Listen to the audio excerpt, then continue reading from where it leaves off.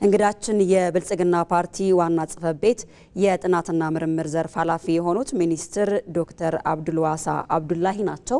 ስለመጡና እናመሰግናለን። እንግዳችን በቀጥታ መስመራችን ላይ ተገኝተው ተጨማሪ መረጃዎችንም ሊያደርሱን ስለሆነ ወደ ጥያቄያችን እናልፋለን። በተለይ የኢትዮጵያን የባህር በር ጥያቄ እናንሳና በተደጋጋሚ የኢትዮጵያ የባህር በር ጥያቄ የህልውና ጉዳይ ነው እንላለንና የኢትዮጵያ የባህር በር ጥያቄ የህልውና ጉዳይ ነው ሲባል ምን ማለት ነው? አመሰግናለሁ። ያው አንድ ሀገር በተለይ ኢትዮጵያን የመሰለች ሀገር ዲሞክራቲክ ሪያሊቲዎቹ የስነ ህዝብ እውነታዎችን ስናይ ብሎም መዋቅራዊ ጫናዎች በተለይ ደግሞ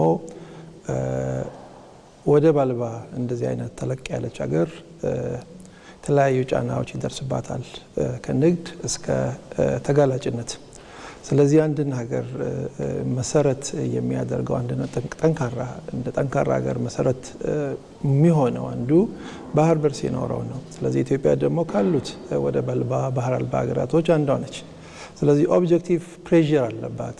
ኦብጀክቲቭ ፕሬዠር ስልሽ የተጨባጭ ጫናዎች ያሉባት ሀገር ነች ከንግድ እስከ ተጨባጭነትና አንድ ሀገር ሙሉ ሉዓላዊ ልትሆን የምትችለው ከመሬት ብቻ ሳይሆን ከሰማዩ ስፔሱ ብቻ ሳይሆን ከውሃም አንጻር ነው። ስለዚህ ባለንበት ዓለም የምንኖርበት ዓለም ተለቅ ያለች ሀገር ባህር አልባ ለመኖር እውነትም ትልቅ ስጋት ስለሆነ ኢትዮጵያ ስጋቶቹ ደግሞ ተጨባጭ መሆናቸው ነግሬሻለሁ። ያን ተጨባጭ ሁኔታን ይዘን ኢትዮጵያ ከሉዓላዊነት አንዱን ማሳካያ የምታደርገው ባህር በር ሲኖር ነው የሚለው ነው እና ሶቨርኒቲ የሚለው ሰፋ ያለ ነው። ከመሬቱም ከባህሩም ከሁሉም አንድ ላይ ገናኝተን አንድ ሀገር ሉዓላዊ የሚባለው ከዚህ ነው። ከኢኮኖሚም ጭምር ሉዓላዊ መሆን አለብን።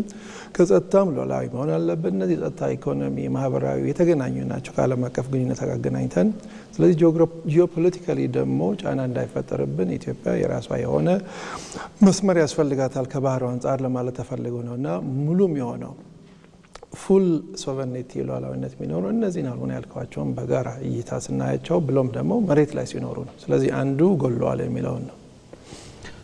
ይህ የኢትዮጵያ የባህር በር ጥያቄ ባለቤትነት እንዲመለስ የመደመር መንግስት የተለያዩ ጥረቶችን እያደረገ ነው። እንዲሁም ዜጎች ደግሞ በተለያዩ መልኮች ድምጻቸውን እያሰሙ ነው የሚገኘውና እንደው ይህ ነገር እስኪሳካ ድረስ ይህ ጥያቄ በምን መልክ ነው መቀጠል ያለበት ብለው ይመክራሉ ዶክተር?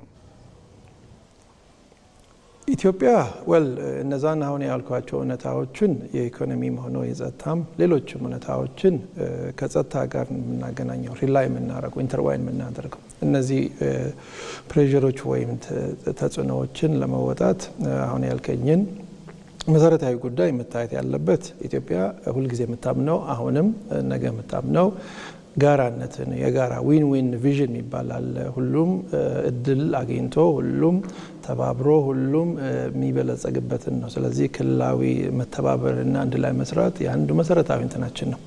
ሁለተኛ ሰላማዊ አካሄዳችን አይ ቲንክ እንደ ሀገርም እንደ ፖሊሲ የምንከተለው ይሄ ነው። ኢትዮጵያ ማንኛውም የምታደርገው በሰላማዊ መንፈስ ነው የሚለው ነው። ከዚህ ጋር ግን አያይዘን የምንሄደው ክልሉ ስልህ ሪጅኑ ምስራቅ አፍሪካ ሰላም እንዲኖር ሁላችን ተጠቃሚ እንድንሆን ሪጂናል ስታቢሊቲ ኢምፔራቲቭ ይባላል። ሁላችንም የመረጋጋት የሰላም ደህንነትን ለማግኘት ሁላችንም እንፈልጋለን። ስለዚህ 130 ሚሊዮን የያዘች ሀገር ከተለያዩ አንጻር ስናይ አይ ቲንክ ለሁላችንም ይጠቅማል። ኢንተርዲፔንደንሱ መተባበር ደግሞ ስለ አንዱ ሴኩሪቲ ደህንነት እንዲኖር የጋራ ኢንተረስታችን ከሆነ እንግዲህ የጋራ መንፈስም እናስተሳሰብ ያስፈልገናል። ስለዚህ ኢትዮጵያ ሁል ጊዜ መሰረታዊ የሆነውን በሰላማዊ ማግኘት ነው። ይሄ ስል ደግሞ ኢትዮጵያ ትላንት ከታሪክም ከተለያየ መሰረታዊ ጉዳዮች እውነታን መሰረት ያደረጉ የባህር በር ያልነበራት ሀገር ነች። አሁንም በህግም በታሪክም በሰላማዊ መንገድ እነዚህን አንድ ላይ በማጣመር ኢትዮጵያ አሁንም እየሰራች ነው ያለችው። የመደመር መንግስትም ከዚህ አንጻር ነው ተደምረን ሁላችንም በጋራ በምስራቅ አፍሪካ ያሉት ማህበረሰቦቻችንም ሀገራቶችም ኢትዮጵያ በመደመር መንፈስ ይሄ ስል በሰላማዊ በፍላጎት የሚለውን መሰረት አድርገው ማለት ነው። ስለዚህ እንደ ሀገር መደመር መንግስት ይህን ማህበረሰብ ይህንን ህዝቡን የሚመራውን መርህ ዋና መርህን ይዞ የሚሄድበትን የመደመር መርሆቻችን መሰረት የሚያደርገው ህዝብና መንግስት በጋራ ሲሰራ፣ በጋራ ስንሰራ ደግሞ ለውጥ እንደምናመጣ ነው። ይሄን ደግሞ የያዝነው አጀንዳ በጣም ትልቅ ነው። ይሄ አጀንዳ ደግሞ እውነታን መሰረት ያደረገ ነው። ይሄ አጀንዳ ደግሞ ለመላ ኢትዮጵያ ለዛሬ አይደለም ባይደው ለነገም አይደለም ከነገ ወዲያም ጭምርን ነው። ዛሬ አጀንዳ ተነሳ ዛሬው ያልቃል ማለት ነው አይደለም። ነገም ይቀጥላል ከነገ ወዲያም ይቀጥላል። ስለዚህ ህዝብና መንግስት በጋራ በመስራት ብልጽግናም አላማውም መሰረትን የሚያደርገው ህዝብን ስለሆነ አይ ቲንክ ህዝብና መንግስት በጋራ ተሳስሮ ኢትዮጵያ የሚገባትን በህጋዊ ብለውም በሰላማዊ መንገድ ይህንን ሰላማዊ ያካሂደውን ይዛ አይ ቲንክ የምታገኘው ማግኘት አለባት የሚለውን ደግሞ በዓለም አጀንዳ ማቅረባችን አይ ቲንክ አንድ ማድረግ ያለበት መንግስት ሪስፖንሲብል መንግስት ማድረግ ያለበት እያደረግን ያለ ነውና እንደ መንግስትም ይህንን እንደ ኃላፊነት የተሞላበት ነገን የሚያይ ፎርሳይትድ የሆነ ፊውቸር ኦሪየንትድ የሆነን የዚህ አካባቢ አስተዳደር ምን ይመስላል ውሃው ላይ የሚለውን መነሳቱ ይሄ የሚያሳየው የመደመር መንግስት ለዛሬ ብቻ ሳይሆን ለነገም ሳይሆን ከነገ ወዲያም ጭምር አሳቢ ያደረገ ነው የሚል እምነት ነው ያለኝ። ዶክተር አብዱልዋሳ አብዱላሂ የብልጽግና ፓርቲ ዋና ጽህፈት ቤት የጥናትና ምርምር ዘርፍ ኃላፊ ሚኒስትር ለሰጡን ማብራሪያም ለጊዜዎትም ከልብ ነው የምናመሰግነው። ጥሩ ቀን ይሁንልዎት።